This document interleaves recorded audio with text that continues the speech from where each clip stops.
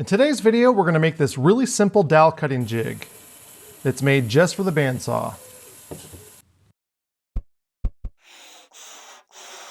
Before you get started, you're going to want to make sure that all your pieces are cut out. All the sizes will be right below this video. This next part could be considered optional, but I strongly suggest doing it. I'm going to take a piece of carpet runner here. It's available anywhere where you can find carpet. Hardware stores has it. I know that Home Depot has it. We'll add it to the block that has the 1.5 inch width, and we're just going to do it to this block. We're not going to worry about the other one.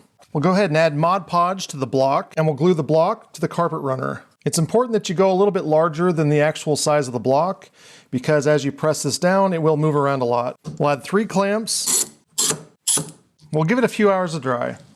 Once this is dry, we're going to cut this out with a utility knife.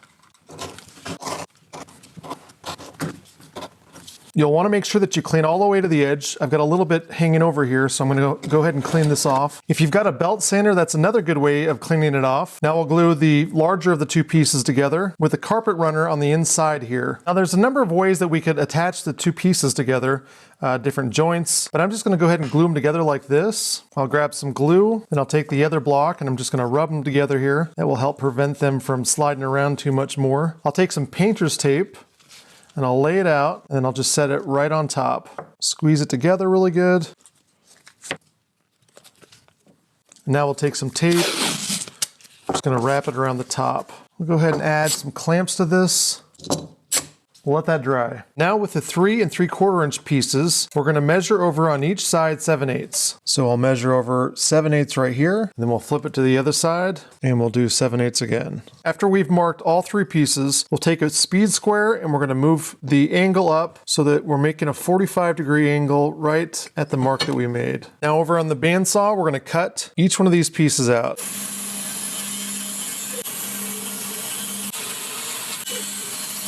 We'll take our 1/2 inch block and we're going to find the center of it. So half of 5 inches is 2.5 inches. Then we'll take a speed square and we'll draw a line across. The 3 pieces are going to be set up like this. So we have 3 on this side and we have 3 on this side. We need to attach each one of these to the platform down here. There's a number of ways that we can do it. You could always add glue and then use a pneumatic nailer through the top. You could clamp each one of these pieces if you wanted to, but I'm going to use a method where I glue and then super glue the pieces on. The reason that I want to do it this way is that this would be very difficult to clamp up otherwise. Draw the line across the bottom there. Just carry it on the side so that we can see it. And now it's really simple. We'll add some glue all the way across on the 3 places that we're going to add those blocks. Then we'll take each of the blocks and we really want to rub it in a little bit.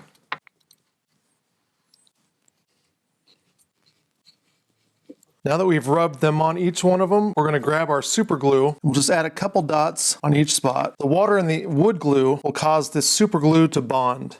So we'll hold the first ones here and we're just going to hold them in place, make sure they're straight. Then we'll take the next blocks and we're going to put them on like the last ones. We'll just push down, use the marks that we made on the side to make sure that it's centered right, and then we'll do the last one. Now we'll give this about 5 minutes to set up and we'll come back. It's been about 5 minutes. I'm going to come in here and add some glue to each one of these cutouts. We'll go ahead and add the V block now.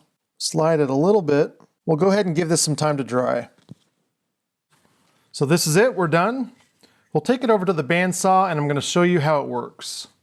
To use it, we're going to face the rubber towards us like this, and we'll take our dowel and we'll put it right on top of it like that. We're going to push down and then towards the back. So down and then back. We'll do this because it allows us to have that flat surface here, but also the grip surface over there. That way there's no chance of it spinning out of control.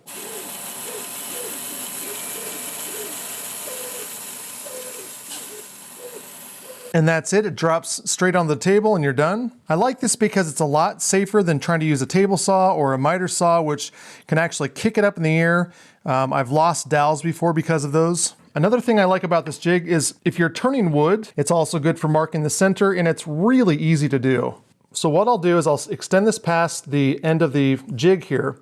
We obviously don't want to cut into it. And then I'll bring it over here, cut this way into the blade, then we'll flip it and cut again.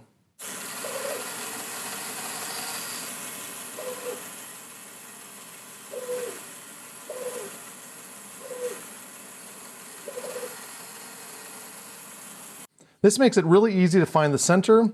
I just need to line this up now, and then I'll just hammer in the end. And finally, even though I did say that this works well with the bandsaw, it also works really well with the drill press.